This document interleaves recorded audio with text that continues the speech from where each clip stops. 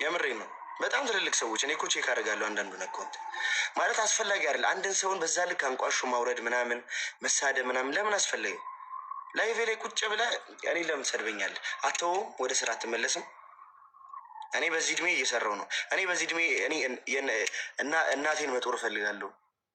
ቤተሰቦች የሚመኙትን ኑሮ ማኖር እፈልጋለሁ። በዚህ እድሜ ልጅ ስለሆንኩ አይደለም። በዚህ እድሜ በነገራችን ላይ ጋይስ እድሜ ነው እንደ እንትን የሚለው እድሜ ባህሪን ያሳያል። ሞተር እድሜ እኮ ብስለትን አያሳይም ጋይስ። ደግሞ የሆነ ሰው ስለሆነ ነገር ለመረዳት ያለፈበት የህይወት መንገድ እንጂ የእድሜ ቆይታው ሰውን እንትን የእውቀት ባለቤት አያደርገው እንዴ። እድሜ 100 ዓመት ቢሆን እኔ እኮ ካልበሰልኩ ትልቅ ሰው ነው ተብዬ እኮ እንደ ምሁር መታየት የለብኝም አይደል ዶክተር? እና ልክ ሰውን ይሄ ልክ በልጅነቱ በማንነቱ ምናምን የምትለኩ ሰዎች ያረፉ እግዚአብሔርን የምሬን ነው። እኔ በነገራችን ላይ ዝም ብዬ ከፋኝ አልኩኝ እንጂ በዚህ ሰዓት ፍቅረኛም ሚስትም አልፈልግም፣ እንቅልፍ ብቻ ነው ፈልግ አውቃለሁ። እባክህ እና አንዳንዴ ማለት ነው የ5 ዓመት ህፃን ልጅ የተሻለ ንግግር መናገር ከቻለና አስተማሪ ከሆነ ያንን ልጅ እንደ ትልቅ መምህር መውሰድ አለብን። ብዙ በነገራችን ላይ ውጪዎች ማለት ነው በጣም ትንንሽ ልጆችን እውቀታቸው ልክ ላቅ ያለ ነው ብለው ሲያስቡ ኢቨን እውቅና ይሰጣሉ። አይደለም ኧረ ከልጅ ጋር ታወራ ምናምን። እኛ ሀገር ነው ከልጅ ጋር ትጫወት ይወጋል እንጨት ይሆኑ። የአሁን ዘመን ህፃናት ከኛ አይበልጡም እንዴ? እና አንዳንዴ ባካችሁ ያለፍንበት ህይወት መስመር ያስተምረናል እንጂ የቆየንበት የእድሜ ብዛት እንደናንተ ቀፎ ሊያደርገን ይችላል። እባካችሁ ካርድ ሞልታችሁ እኮ ላይቭ እያያችሁ የምትሳደቡ ሰዎች እኮ እናውቃችኋለን። የምሬ ነው።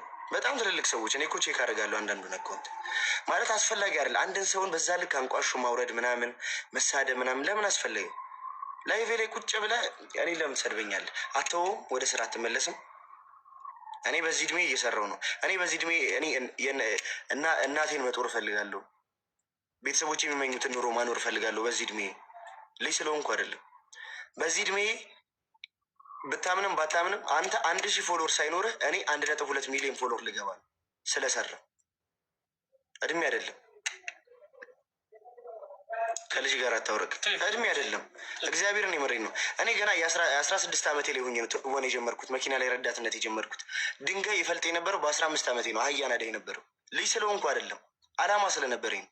ግን አሁን ማንቦች ምን አለ እህቴ ልዳር ምን አለ እህቴ ልዳር አልፈልግም። ምን አለ እያልኩ የሰው ፍቅር አለኝ። አታይም? ይሄ ሁሉ እህት ነው እንዴ? እውነት ነው እንዴ? ጨዋታው ላድመቀው ብዬ ነው። ኧረ በለ እሪ ሄዳለች አፍቂ እና በጣም ነው የምወዳችሁ። ማርያምን በጣም ብስል ያላችሁ ሰዎች እኔ ይሄ ቪዲዮ ያምርም ባላ ጠይቃችሁ አንዴ እንዴት እንደሚያምር አማርኛ ነው እንዴ? አማርኛ እኮ እንዴት እንደሚያምር ብላሳያቸው። ምንድን ነው ጉዱ? በጣም ወርዘ እንዴ እሱ ነው ወደ ምድር አድርገው እንደዚህ ይታያል። አንድ ብታስጀምረው እኮ እሱ ታረቀ